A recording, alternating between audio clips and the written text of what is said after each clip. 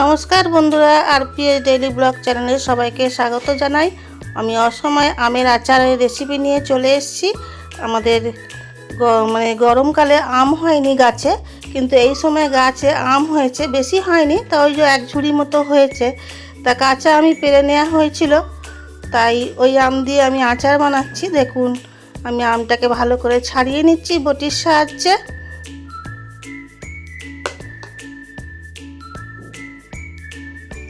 আমি কিন্তু এখনও সেরকমভাবে আঁটি শক্ত হয়নি, একটু সামান্য শক্ত হয়েছে। তা আমি আমগুলো ছাড়িয়ে আমি দুভাগ করে নিচ্ছি, আর ভেতরে যে এটা থাকে সেটা কেটে বাদ দিয়ে দিলাম। দিয়ে বন্ধুরা দেখুন, আমি সব আমগুলো ভালো করে কেটে ধুয়ে নিয়েছিলাম। এবার আমি একটু একটু কাটিং করব, সেটাই দেখুন আমি কীভাবে কাটিংটা করছি। বটির সাহায্যে একটু একটু করে চিড়ে দিচ্ছি, এতে আচারটা খুবই টেস্টি হয় খেতে।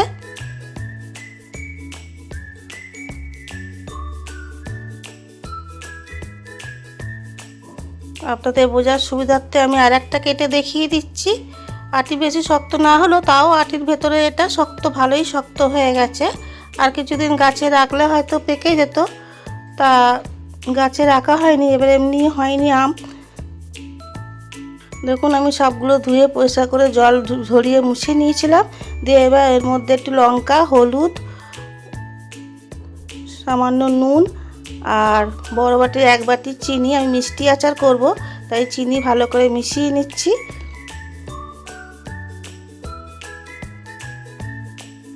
মিশিয়ে আমি 1 ঘন্টা মতো রেস্টে রেখে দেবো। এখনও পর্যন্ত যারা আমার ভিডিওটা দেখতে লাইক দিতে ভুলে গেছেন, একটা লাইক দিয়ে দেবেন। একটা লাইক আমাদের ভিডিও করতে উৎসাহ জাগায়। আমি এবার কড়ার কাছে চলে এসেছি। আমি 3টে শুকনো লঙ্কা দিয়েছি। লঙ্কাটা আমি আগে শুকনো খোলায় একটু ভেজে নেব।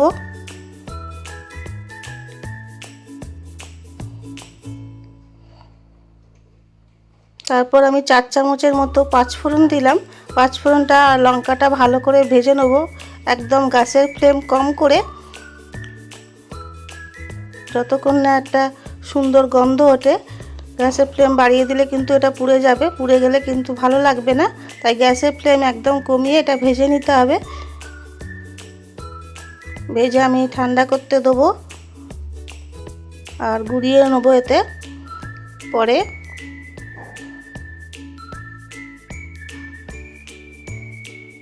দেখুন, আমি নাড়াচাড়া করে ভালো করে ভেজে নিচ্ছি।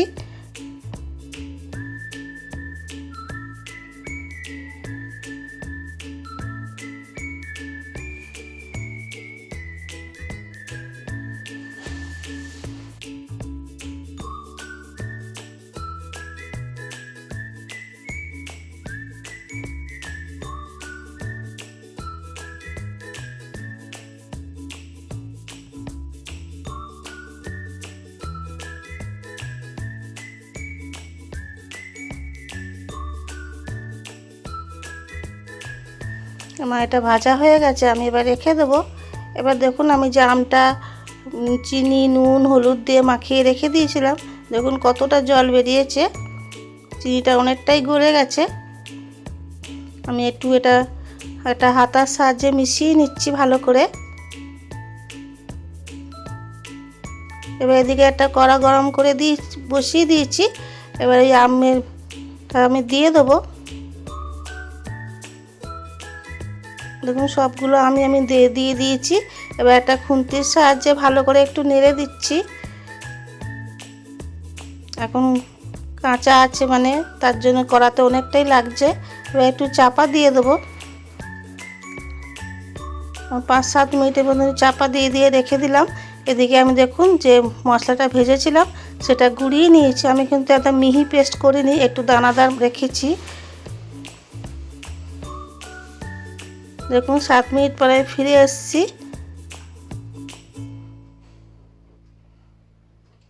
আমি এবার একটু আলতো হাতে একটু নেড়ে দেবো। আমগুলো আমার সেদ্ধ হয়ে গেছে।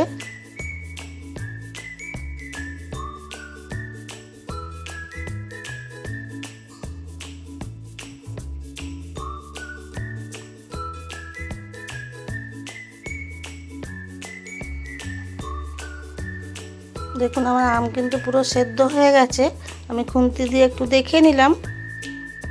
এবার যে ভাজা মশলাটা ভেজে রেখেছিলাম সেটা আমি 3 চামচের মতো, বড় চামচের 3 চামচ দিয়ে দিলাম, মানে 4 চামচের যেগুলো বলে, দিয়ে ভালো করে আলতো হাতে এগুলো একটু নেড়ে দিতে হবে, নাহলে এটা ভেঙে যাওয়ার চান্স আছে। সেদ্ধ হয়ে গেছে তাই আলতো আলতোভাবে এটা একটু নেড়ে দিতে হবে।